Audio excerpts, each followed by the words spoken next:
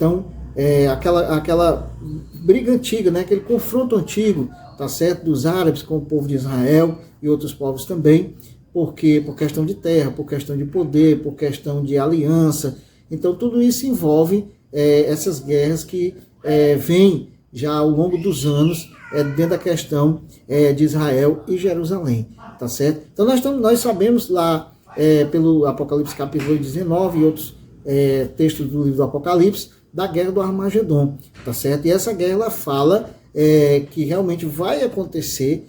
Armagedon, justamente, ela fala desse início, né? Que vai aí confrontar o povo de Israel contra os povos que estão os atingindo, tá certo?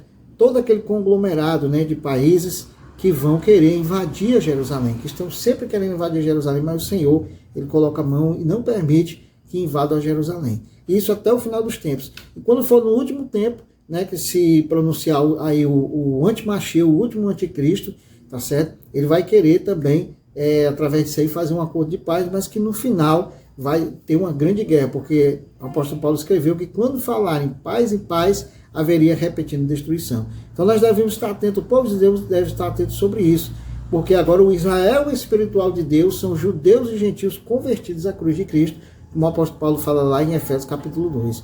Então nós temos que entender que ele está falando aqui, não é da volta, positivamente da volta do Senhor Jesus, que ele vai colocar os pés entre um monte e outro, não. Aqui ele está falando que se fenderá, tá certo? Por causa dessa guerra que irá acontecer lá do Armagedon, e aí ele está falando aqui com uma força de expressão, o profeta fala em uma força de expressão que irá acontecer tudo isso. E outros versos aqui, ó, como Zacarias 14:7 diz: mas será um dia único, um dia definitivo e bem conhecido de Yahvé, no qual não haverá separação entre dia e noite, porquanto mesmo após o pôr do sol e durante o anoitecer a claridade permanecerá.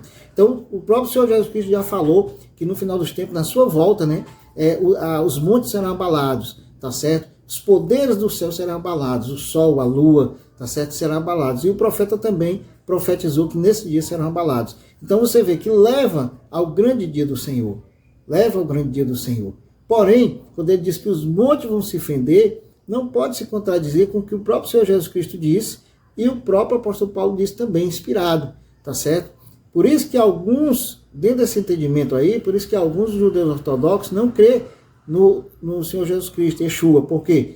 Porque eles dizem que ele contradiz o que os profetas disseram, mas ele não contradiz. Apenas que o profeta está usando uma força de expressão e está combinando com o que o Senhor Jesus Cristo disse no fim dos dias, né? No fim dos dias. Ou seja, naquele último dia, onde o próprio Senhor Jesus disse que os poderes do céu serão abalados. Ezequiel 11:23 também diz, ó: a glória de Yahvé se trabalhou na cidade e parou sobre o monte que fica a leste, ao oriente da cidade, né? Falando também de um grande dia que vai ter essa questão dessa batalha lá perto dos montes de Israel, né? Naquela grande campina, onde vai ter aquela grande luta. Porém, o Senhor ele vai dar mais uma vez a vitória para Israel. E no final de tudo, na luta contra o último anticristo, o próprio Senhor aparecerá, como nós vamos já ver no Apocalipse capítulo 19.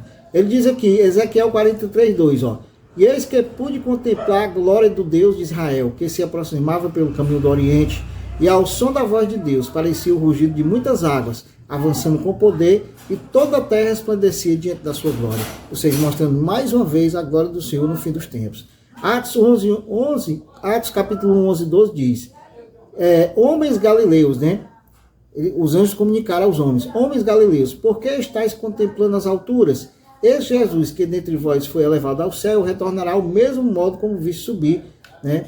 Tá certo? Então ele vê que o mesmo modo como viste subir. Mas ele não diz que ele tocará na terra. Porque o próprio Senhor Jesus diz que ele mandará os seus anjos, né? Lá Apocalipse capítulo 24:25, você lendo todo aquele texto ali, o contexto, você vê que ele mandará os seus anjos buscar nos 4 cantos da terra, nos 4 pontos cardeais, os escolhidos de Deus. Então você vê que ele mesmo vai pisar, ele vai mandar os seus anjos ficar nos ares.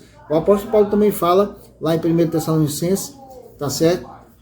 Que também os anjos vêm buscar os escolhidos. E os que morreram em Cristo ressuscitarão primeiro. Então nós temos que entender dentro da chave bíblica o que o próprio Senhor Jesus Cristo disse, os profetas falaram, os apóstolos falaram, porque tem que combinar, porque foram inspirados pelo mesmo Espírito. Agora muitas pessoas interpretam é diferente. É por isso que dá essa Babel, essa Babilônia espiritual, de um interpretar de um jeito, outro interpretar de outro.